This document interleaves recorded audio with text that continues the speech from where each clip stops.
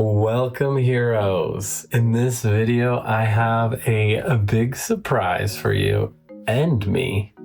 It's inside this box. This was sent from Renegade, so a big shout out to Renegade and a thank you for inviting me on to the Renegade Con. It's gonna be a blast to open this up and paint up one of the figures from the new story arc. So let's open it up and see what we got.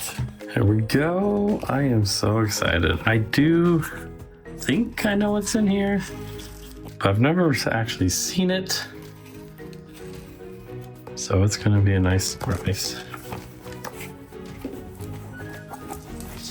Got some packaging and more packaging. Whoa! It's the blue. Holy cow, he is huge. Wow, look how big that thing is.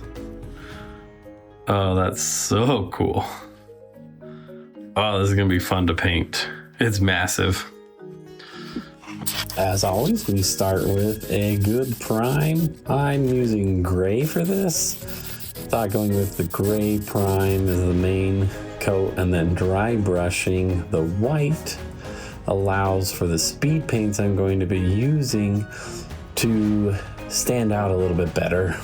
You can use black and work your way up to, which will make your shadows and everything darker, but I wanted this to be a little bit lighter with the final result. So that's why we used our gray and white instead of black, gray, white, which I do that more frequently.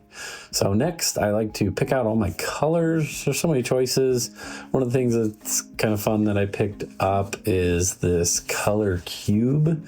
It has hundreds of color schemes that you find in natural places, nature and stuff, and they are all kind of written out and they just give a really good contrast or complement each other really well. So with this blimp, Mr. Zed Nesbitt, he is from the forest, so I picked one that has some green in it and also that had some silver platinum because those were kind of the main colors you're looking for, and then just some accents to complement it.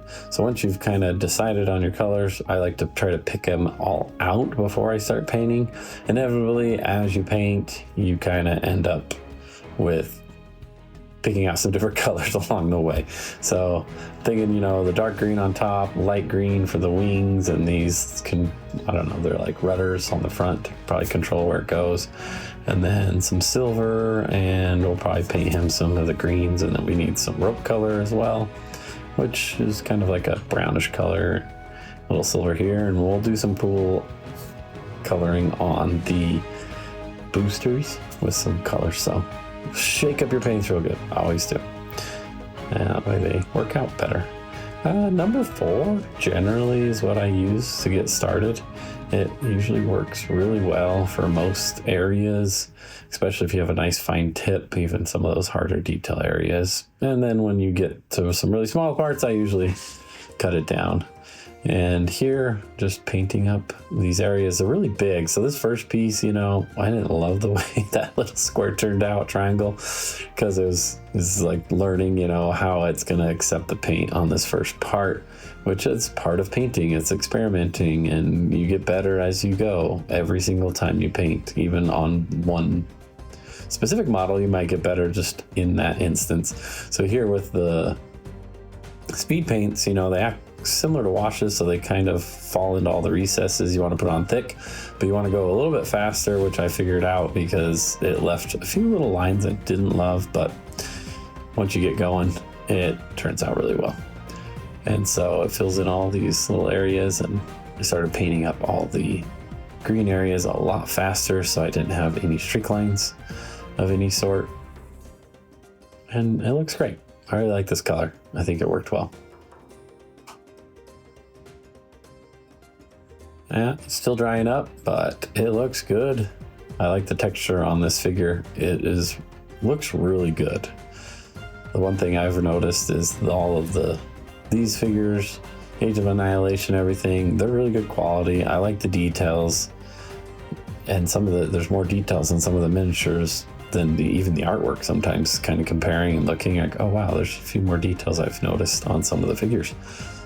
There we are, all that green done, so we can move on to our next green, the lighter green, to hit up those other fabric pieces. So we'll get the rudders here, and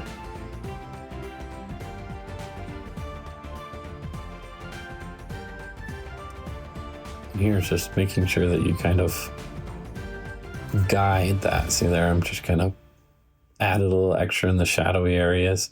So you kind of have to guide your speed paints to make them look the way you want them to look. Now we're going to use some brownish decay.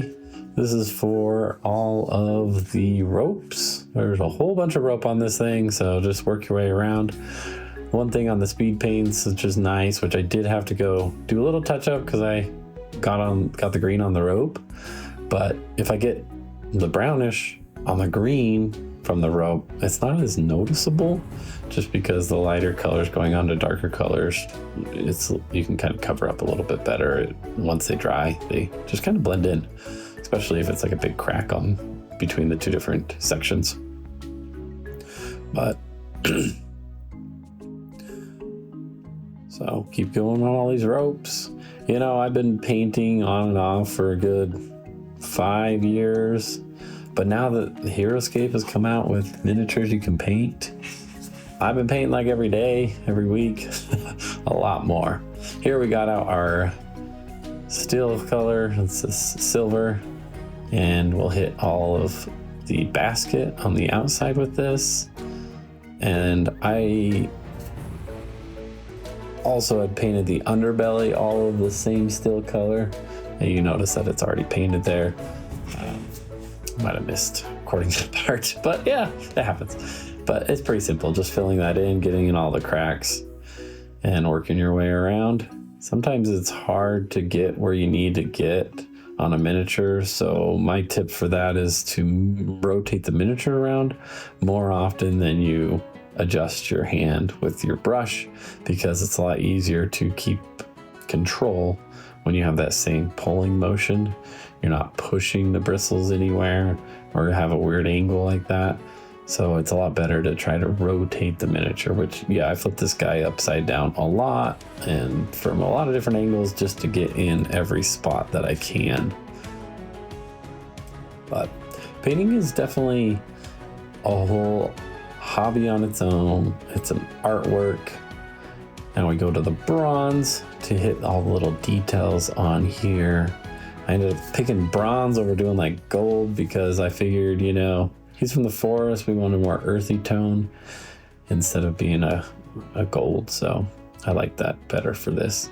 But yeah, like I was saying, you know, painting figures and everything, it's quite the art. It can be very enjoyable if you like just to kind of slow things down and just enjoy the process.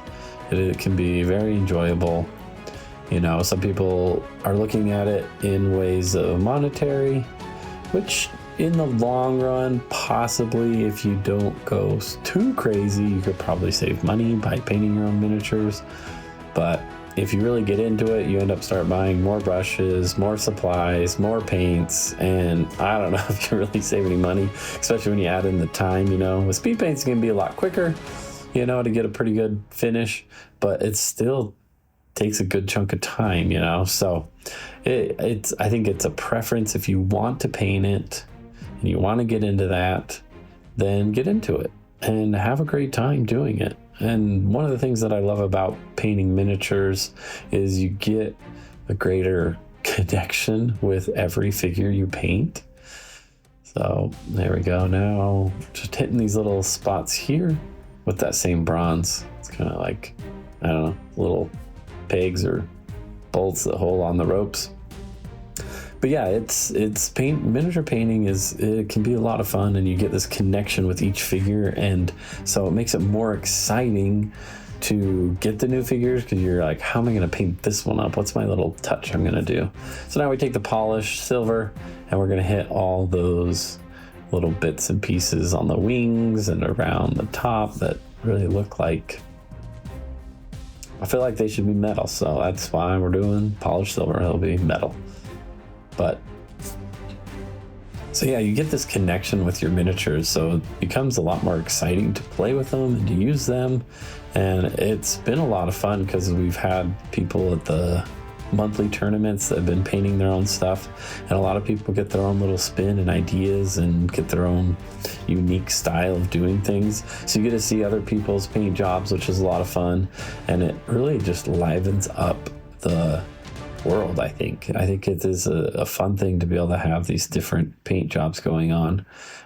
So then when you meet up with people and you're playing against other people, you see how they painted their figures and kind of changes it slightly. And it's really easy to tell if you have a mirror matchup and you painted yours differently than everybody else, and you don't have that problem of distinguishing who's who.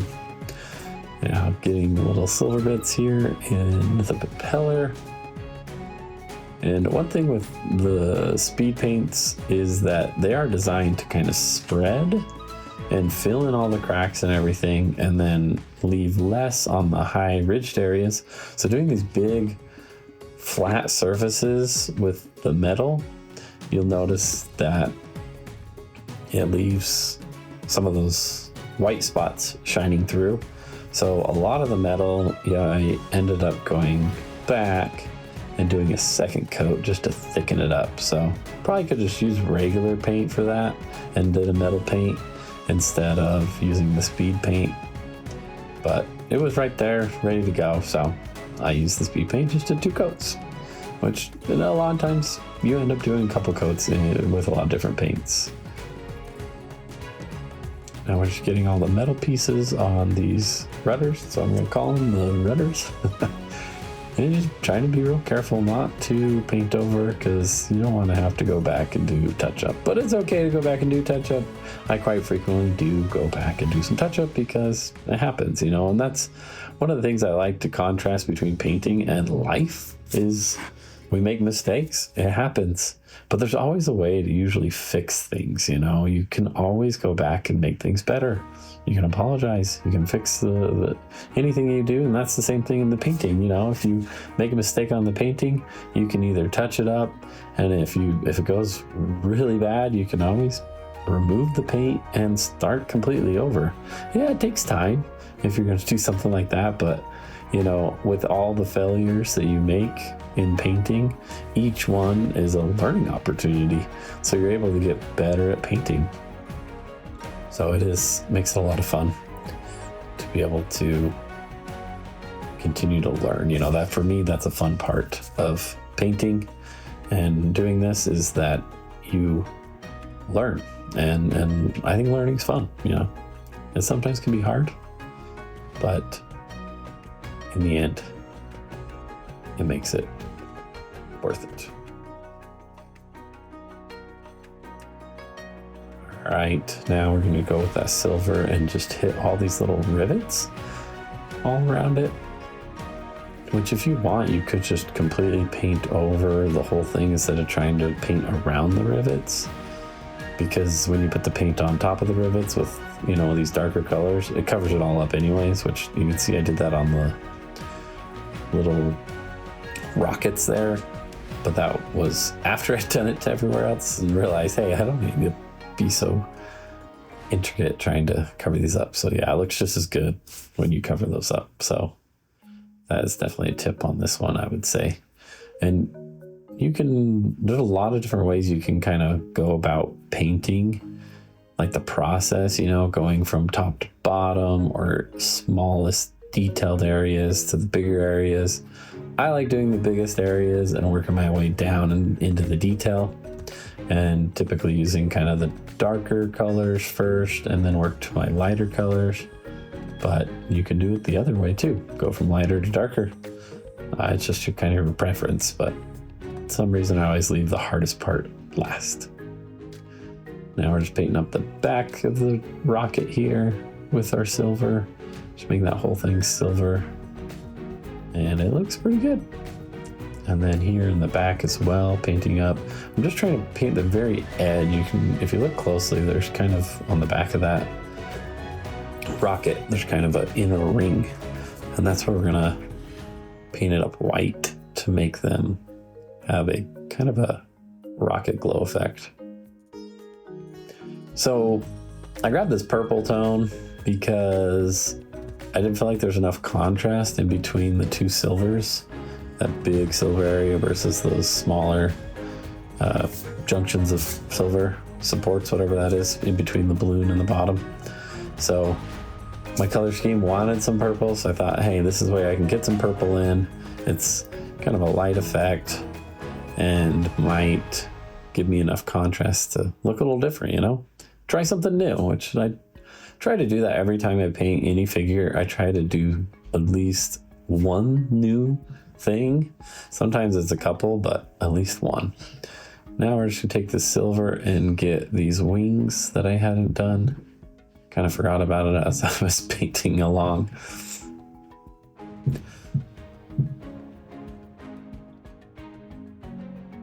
Yep, just be real careful not to paint over anything because I'll save you time.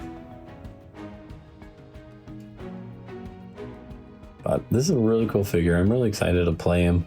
I actually, at the time of this, I don't know what he does. You know, my assumption is he's gonna carry around people and drop them off in places, which getting high ground in the game is huge. A whole extra dice of attack or defense is very powerful and can make a big difference in your games. So being able to drop people off like that. So then I grabbed some green tone. This was just because I felt that this was just not dark enough. So I threw the green tone on there just to kind of darken up some of the recesses. I probably could have just done another coat of the speed paint as well. So either one would work, just adding another coat. So I decided though that we would go with this. We would go with just putting some green shade on there and see how that turns out. Again, experimenting, which I like the way it turned out. I think it looks pretty good and turned out well using that.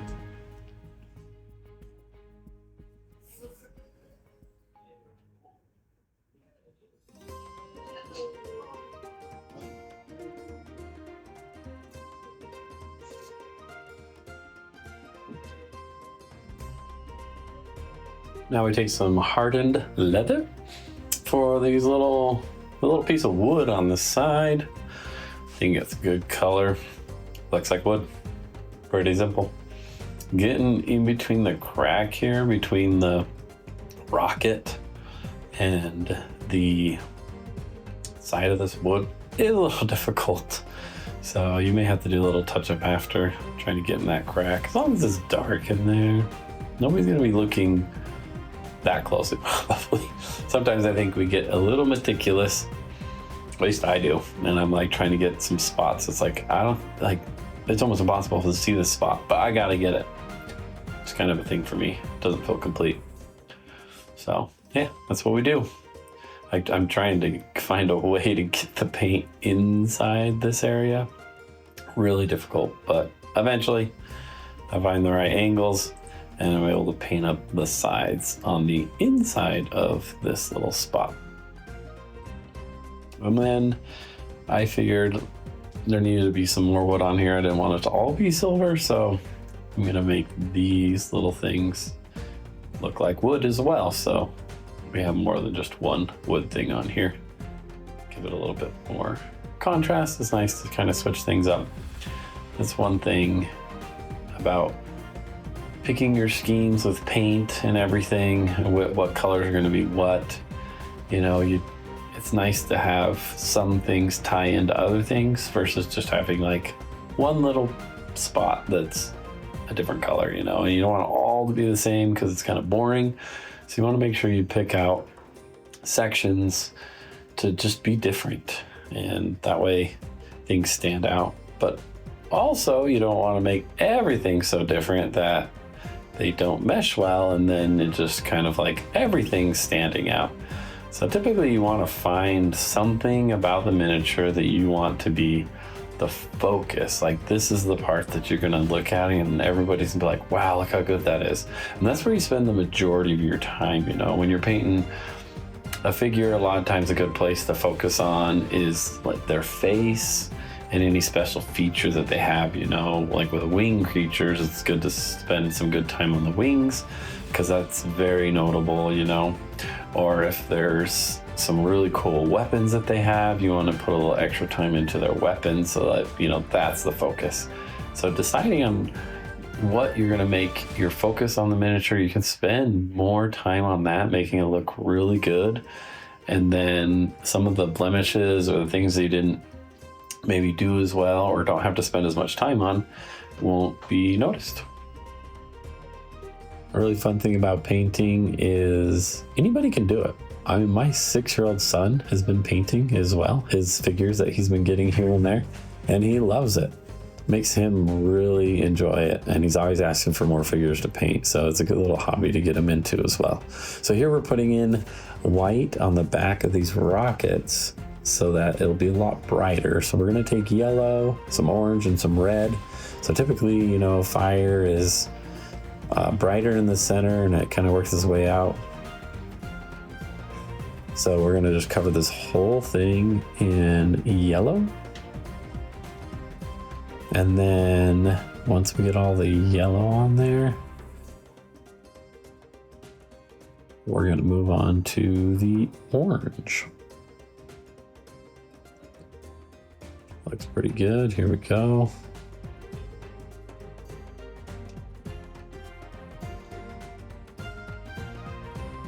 Now we grab some of this orange, and I added a bit of water in it. I want to dilute it even more so it's almost glaze-like, so that it goes on very lightly. I didn't want it to just completely cover up our yellow that we put on there. So lightly just kind of glazing in this orange to give it that little bit darker look.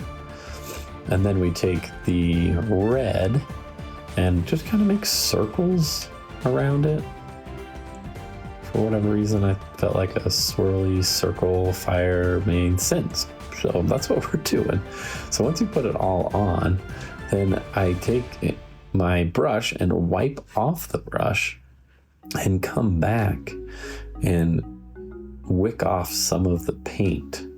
So the part that hasn't dried yet is kind of the center, and that kind of gets pulled out. And then the edge kind of that's dried up more stays there. So it gives it kind of this, this little swirly, fiery center. And then I grab some white, put some white in the center to brighten it up some more. And after you put the white on there, put a little bit of yellow back over that in the center. So then it just makes it look even brighter. So there we go. What do you think? Some simple flame fire rockets. All right, so now we want to grab some fur color for our guy. And so I switched to like the smallest brush. I think this is like a 0/2 or something. It's pretty small, so that I could get into these really small little areas and paint him up. And I don't know, could be easier to paint him first and then paint around them, because it is really hard to get in there, and I definitely had to do some touch up, nicking some areas, but either way it's doable. So I wanted that purple, so I decided a purple scarf would work, and that can tie into a little bit of that purple on the bottom. Then we grab some black for his gloves, paint up his gloves black, looking pretty good. And there's his other glove getting painted up, and his hard hat, we got to make that black too. And his little shoulder pads are going to be black, so it's pretty simple, not too difficult. And his belt, so everything kind of ties in. So I grabbed some more of the polished silver for his musket. That should turn out pretty well. Pretty simple, just pretty much cover the whole thing in silver.